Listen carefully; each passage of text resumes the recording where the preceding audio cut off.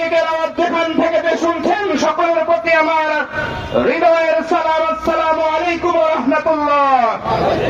আমরা আল্লাহ রাব্বুল আলামিনের শুকরিয়া আদায় করছি, জুলাই বিপ্লবের পরে বাংলাদেশে এক নতুন অধ্যায়ের সূচনা হয়েছে।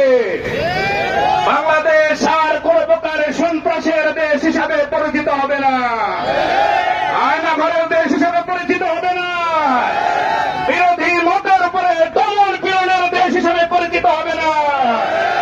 বহির্বিশ্বে বাংলাদেশ একটি সুন্দর আদর্শ রাষ্ট্র হিসাবে, বৈষম্যহীন রাষ্ট্র হিসাবে গড়ে তোলার জন্য বাংলাদেশের জামায়াত ইসলামীর প্রত্যেকটি কর্মী ডাক্তার শফিকুল্লাহ রহমানের নেতৃত্বে এই বাংলাদেশকে গড়ে তোলার জন্য জান প্রাণ দিয়ে চেষ্টা করে যাবে ইনশাআল্লাহ। প্রিয় সম্মানিত উপস্থিতি, আমরা বলে দিতে চাই, যারা আমাদেরকে নিশ্চিহ্ন করতে চেয়েছিলেন আপনারা নিশ্চিহ্ন করতে পারেন নাই।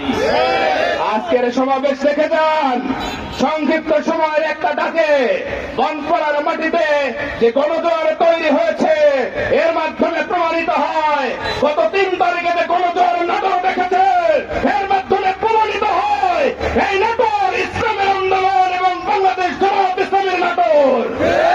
এই বাংলাদেশ জামায়াত ইসলামীর বাংলাদেশ, আগামীর বাংলাদেশ কোরআনের বাংলাদেশ, আগামীর বাংলাদেশ হাদিসের বাংলাদেশ।